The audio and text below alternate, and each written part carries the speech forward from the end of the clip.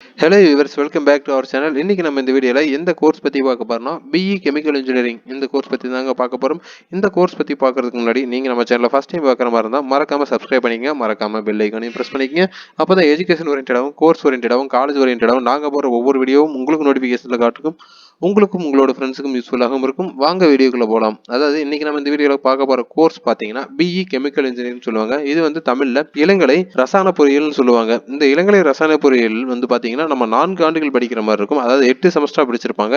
இந்த கோர்ஸ் நம்ம படிக்கணும் 10th + 12 பாஸ் ஆகிறது மட்டும் இல்லாமல் 11th 12th வந்து 55% மேல இருக்கணும்.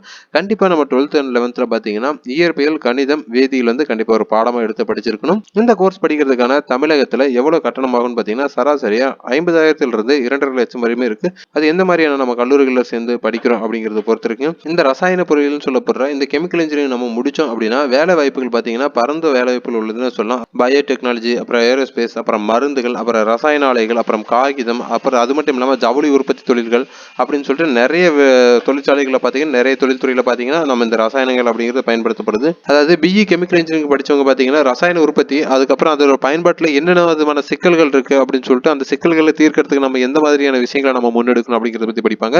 அதுக்கு பொறியியலுடன் இணைக்கக்கூடிய வேதியியல் கொள்கைகளையும் பயன்படுத்தி மாணவர்களுக்கு வந்து பயிற்சி அளிக்கப்படுது. இதனால ரசாயனத்தை வந்து தொழில்நுட்பத்தோட பயன்படுத்தி நமக்கு தேவையான விஷயங்களை நம்ம எப்படி அதை பயன்படுத்திக்கிறோம் அப்படிங்கிற விஷயத்தை படிக்கிறதாங்க இந்த ரசாயன பொறியியல்னு சொல்லலாம். அதாவது இது வந்து நிறைய இடங்கள்ல பயன்படுதுன்னு சொல்லலாம். மருத்துவத்தில் பயன்படுது, அதுக்கப்புறம் வந்து பார்த்தீங்கன்னா ஆடை உற்பத்தியில், அப்புறம் ஜவுளி உற்பத்தி, அப்புறம் காகித உற்பத்தி, அது இல்லாமல் நிறைய பொருட்களோட உற்பத்தி, பாத்திரங்கள் உற்பத்தி அப்படின்னு சொல்லிட்டு இந்த ரசாயனம் பயன்படுத்தாத இடங்களே சொல்ல முடியாது. நம்ம அன்றாட வாழ்க்கைகளை நம்ம எப்பயுமே பயன்படுத்த காலையில் நம்ம போடுற சோப்புல இருந்து, நம்ம ப்ரெஷ் பண்ற பேஸ்ட்ல இருந்து, நம்ம உடுத்துற உடையில இருந்து, நம்ம சாப்பிட்ற சாப்பாடுல இருந்து எல்லா விதத்திலுமே பார்த்தீங்கன்னா இந்த ரசாயனம் அப்படின்னு சொல்லிட்டு ஒன்று கலந்துருக்கு.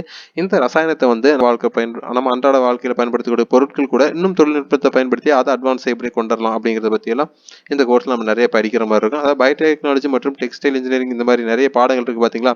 இந்த பாடத்திட்டத்தில் கூட பார்த்தீங்கன்னா கெமிக்கல் இன்ஜினியரிங் அப்படிங்கிற இந்த ஒரு கோர்ஸ் வந்து நம்ம கண்டிப்பாக பயன்படுத்துவாங்க.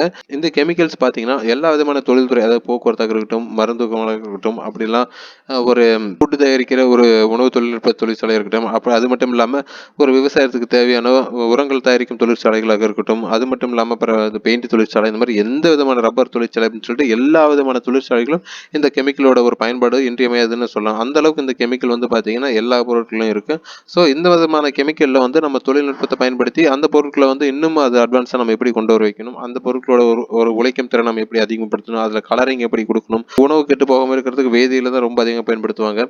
அது வந்து அந்த ரசாயனத்துக்கும் பார்த்தீங்கன்னா அந்த வேதியில, அதாவது கெமிஸ்ட்ரி வந்து ரொம்ப அதிகமாக பயன்படுத்துவாங்க. ஸோ இந்த மாதிரி விஷயங்கள் எல்லாம், இந்த மாதிரி தொழிற்சாலைகள், இந்த மாதிரி நமக்கு தேவையான விஷயங்கள்லாம் வந்து பார்த்தீங்கன்னா இந்த கெமிக்கல்ஸை நம்ம எப்படி பயன்படுத்துகிறோம், அது எந்த அளவுக்கு பயன்படுத்தணும், எப்படி பயன்படுத்தணும், அது இன்னும் அட்வான்ஸ் எப்படி கொண்டு வரலாம் அப்படிங்கிறத பற்றி தான் இந்த கோர்ஸில் இவங்க முழுக்க முழுக்க படிப்பாங்க.